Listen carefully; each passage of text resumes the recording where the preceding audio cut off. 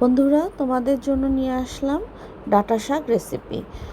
আমাদের প্রতিদিনের খাবার পাতে ডাঁটা যে কোনো শাকই থাকা উচিত, আর আজকে দেখাবো ডাঁটা শাক।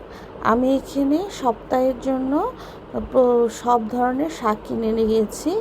ডাঁটা শাক, কলমি শাক, কচু শাক, পালং শাক, তারপরে লাল শাক, তারপর পাট শাক, এরকম বিভিন্ন ধরনের শাক ফেরি করে বিক্রি করে। আর সেই শাকগুলো আমি একসাথে কিনে তারপর ভালো করে বেছে নিয়ে তারপর কিভাবে প্যাকেট করে এরকম শুকিয়ে তারপর ফ্রিজে রেখে দিই।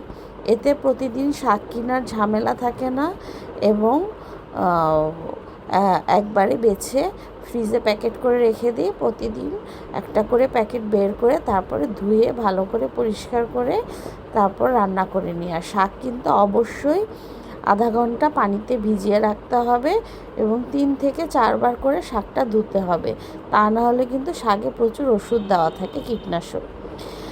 আর খুব সহজে কিভাবে রান্না করা যায় সেটাই আজকে তোমাদের সাথে শেয়ার করব।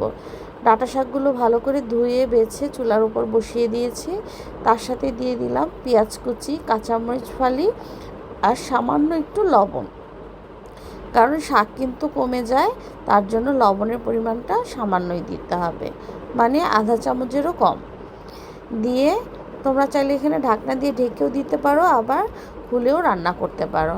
শাকটা যখন একদম নরম হয়ে আসবে, একদম দেখেছো শাকটা একদম নরম হয়ে আসছে, এই পর্যায়ে আমি বেশ কিছু রসুন কুচিও দিয়ে দিলাম। তোমরা চাইলে আগেও দিতে পারো। তারপর এখন শাকটা খুব ভালো করে নেড়ে চেড়ে আমি আর একটু সিদ্ধ হওয়া পর্যন্ত অপেক্ষা করব।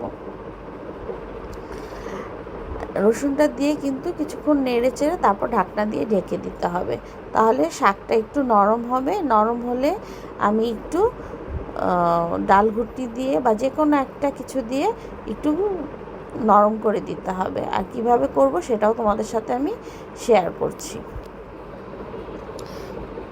এভাবে শাকটা যখন খুব ভালো করে সিদ্ধ হয়ে যাবে এবং চুলার জালটা কিন্তু মিডিয়াম থাকবে। এই তো আমার শাকটা কিন্তু সিদ্ধ হয়ে গেছে, দেখো একটু লাল লাল হয়ে আসছে কড়াইটা, মানে পোড়া পোড়া। এই পর্যায়ে শাকটা একদম নরম হয়ে গেছে। এখন আমি একটা ডাল ঘুটনি দিয়ে ভালো করে শাকটা একটু ছেঁচে দিব। এতে শাকটা একদম ভর্তা ভর্তার মতো হয়ে যাবে, তখন বাগার দিলে শাকটা কিন্তু খেতে খুবই ভালো লাগবে। আমি শাক কিন্তু কুচি করে কেটে নেই না। আর এখানে আমি আগেই অল্প তেলে রসুন পেঁয়াজ একটু ভেজে নিয়েছিলাম, সেখানেই আমি শাকটা এখন দিয়ে দিচ্ছি। আর আমি খুবই অল্প তেলে এই শাকটা রান্না করি, যেহেতু বেশি তেল খাওয়া ভালো না, আর সেজন্য আমি অল্প তেলে রসুন পেঁয়াজটা ভেজে সেটার মধ্যেই শাকটা দিয়ে দিলাম। এভাবে বেশ কিছুক্ষণ নেড়ে চেড়ে শাকটা কিন্তু রান্না করতে হবে। এই তো আমার শাকটা যখন একদম ভাজা ভাজা হয়ে আসছে, শাকটা হতে বেশিক্ষণ লাগে না, 15 থেকে 20 মিনিটের মধ্যেই হয়ে যায়। তো আমার তৈরি হয়ে গেল ডাঁটা শাক রান্না। ভিডিওটা ভালো লাগলে লাইক এবং সাবস্ক্রাইব করে পাশে থেকে।